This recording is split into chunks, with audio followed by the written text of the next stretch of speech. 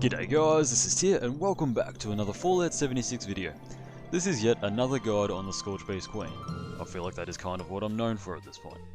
But I want to place a disclaimer at the start of this video. I'm not telling you not to use your Strangler heart altogether. I'm just telling you the detrimental effects it has when you use it in a public server. Feel free to do as you wish in your own private server. This is just the consequences we all have to deal with on public servers. But anyways, today's video is going to be asking and then answering the question, should you use the Strangler Heart Power Armor on the Queen? I feel there is no better time to make this video than right at this very moment because of the huge Strangler Heart Power Armor dupe that has been going around recently, which has been patched. But this has been causing a lot of problems. The main concern is that the countless players have just been given sets of highly valuable and destructive power armor sets for free by dupers. And these new players or veteran players just don't know anything about the armor or how to use it to its fullest extent, let alone whether or not they should be using it or not during the Queen. And they think it just turns them into some sort of god, which it doesn't, and I'll explain why later in this video. But the main problem I have with this new phenomena is that these players are joining Scorchbeast Queen runs and creating their own Queen runs whilst using the power armor on the Queen. Now, if you know anything about the Queen or how this game works, or if you've ever experienced one of these runs, you would know that it is extremely counterproductive and volatile. Let me explain what I mean by that. Now, to start off with, for example, even if one player is using Strangler Heart on the Queen with a high fire rate weapon, the server lags and people crash, plain and simple. That's just the way it is right now. The game just can't handle all these gas effects the armor introduces, especially on a Queen. But because we have had this dupe come out, and there are now countless sets of this armor on countless oblivious players that don't know what they are doing, so basically times my dilemma by tenfold. Yeah, there's a lot of players using this power armor now, and this is causing a lot of server issues and lags and crashes, especially on the Queen fight. Now, I'm no rocket scientist, but I'm pretty damn sure that having multiple people using this armor on the Queen is without a doubt ridiculously detrimental to the game's performance. I've not done a Queen run ever since this dupe came out, because every time I did do one, I managed to find myself in a Queen run where there would be at least 5 or more players using Strangler Heart, and I would lag and crash out of the game. My game's performance just went out the window. Hell, even the users of the power armor crash, but they just don't realise they are the cause of the lag. Or even worse, they just do realise and they just don't care. Now, these players fall into one of two categories. Number one, they just don't know any better and they think they are being a great help, which is admirable, to an extent. But stay tuned and I'll let you in on a few secrets on why you're not helping as much as you think you are. Or, category 2, they are doing this on purpose to ruin the gaming experience for everyone involved. Now, if you fall under category 1, like I said, stay tuned and I have some tips for you. But if you fall into category 2, then plain and simple, get fucked. Now, I have some statistics, damage values, and mathematics done by a good mate of mine, Angry Turtle and Machete, to prove that the poison damage from the power armor really does nothing at all. Okay, so let me put this as simply as possible. The Queen has 32,767 hit points, but she has 49,151 hit points if we factor in the fact that once she reaches half health, she regenerates all of her lost health. On top of that, she has a mitigation effect that reduces all incoming damage by 70%. This includes Strangler Heart poison and acid damage alike. So let me explain basically how Strangler Heart works. From the moment a Strangler Heart projectile hits an enemy, that effect will stick around for 10 seconds. And this repeats itself obviously per projectile that hits the target. And each projectile introduces a new gas cloud which can be stacked on top of each other. Now, Strangler Heart against regular enemies, if you're using a single fire weapon or a shotgun, your Strangler Heart poison / acid damage does 5 poison damage ticks per second per projectile that hits the target. But if you use an automatic weapon, it does 2 damage ticks per second per bullet that hits a regular enemy, not taking into account any poison resistance any player or enemy might have that you are shooting at. Now, that's what these mathematic tables are for on screen throughout this video. These tables clearly demonstrate and show what the damage values and damage output is on enemies that might have any damage resistance per projectile, per tick, per second, yada yada yada. So against regular enemies with 0 poison resistance, if you're using a handmade with a fire rate of 75, and you hit every single bullet in a 10-second window, you will only ever get an acid damage stack of 10 DPS.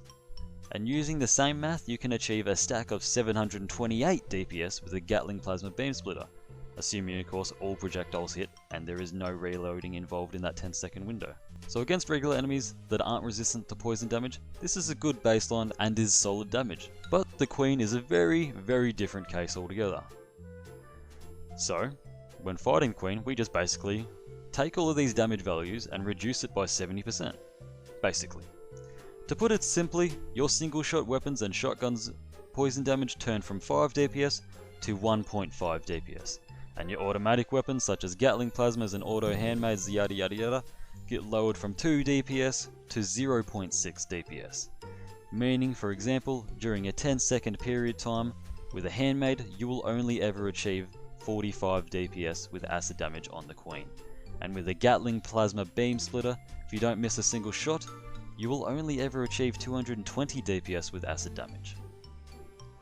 So let's take all the math from Turtle and Machete's tables and graphs for a second and imagine some scenarios.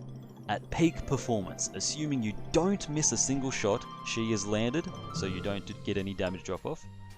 You never have to reload, and if you don't crash because of the amount of fucking gas clouds you introduce, it will take you 18 minutes of continuous, consecutive, absolute perfection and peak performance on your part to kill the Queen with acid damage alone from any automatic rifle. Also, it would take you 15 minutes of absolute peak performance, no reloads, etc, and no misses to kill the Queen with a regular, non-beam splitted Gatling Plasma. And you already know the difference between the DPS that you can introduce from these graphs between those two different types of weapons. The best, the mediocre, and by far the worst, like single shot weapons that would take you probably an hour. So come on guys, seriously, you aren't missing out on much damage here if you don't use the Strangler Heart. If your goal is to kill the Queen as fast as possible, I recommend creating a good melee build or good rifleman / commando build. You can kill the Queen from anywhere between 4 to 15 swings if your melee build is good enough, dealing anywhere between 3,000 to 60,000 damage a swing with the right setup. And on the flip side, with the right rifleman and commando setup, you can achieve 1000 damage per shot with an automatic fixer, and 5k damage per shot with a Gauss rifle. So as I mentioned before, you're not missing out on much damage with this acid stuff. To summarize what I mean by all this, it's the weapon you're using that does the real damage. Sure, the Strangleheart poison acid damage gives a little boost in the damage, but at what cost? All you're doing by using the Strangleheart on the Queen is ruining the experience for everyone else. Trust me, it's not really killing her any more quickly. You're actually doing the opposite. By stalling the server and lagging the server, your damage is probably not registering on top of everything else I've mentioned. And sure, your PC or Xbox or PS4 might be able to handle the drop in frames, but not everyone out there has an amazing setup that can handle and process this type of graphically demanding situation. All you're doing is lowering team and server performance for a little, minuscule amount of damage boost. It's just not worth it. So to put this discussion and issue to rest, please be mindful at Queen fights if you do own a set of this armor, and be sure to share this video around to get the word out there to everyone in the Wasteland that it's just not worth it. The easiest solution to this, in my mind, if you do own this armor, is to literally just take off any piece of your power armor, could be your left arm, your helmet, your right leg, and replace it with an ultrasight version of that said limb or torso piece, so you don't lose out on any damage resistance. And I say this because all you need to do to remove the acid effect from your weapons is to just remove a single piece of your armor. You don't lose out on any damage resistance, you can still show it off to everyone around you, but you're just using a different limb so that you're not actually introducing this lag and acid into the game. Or you could click the video on the top right now and learn better ways to fight the Queen and stay alive without the use of power armor altogether. All the math, graphs and proof was submitted by Machete and another Fallout YouTuber, Angry Turtle, who also made several videos covering the Strangleheart, which I highly recommend you guys should check out. He is a genius. Ladies and gentlemen, I hope this video helps whoever got their hands on a suit of Strangleheart, and I hope it educated a few people so that Queen fights are a little bit less shit. If you want to join my Discord, the link is down below in the description, along with all of my other links. If you enjoyed this video, then be sure to chuck it a like and even subscribe for more content like this in the future. I've been Tia, and I'll catch us in the next one. Peace.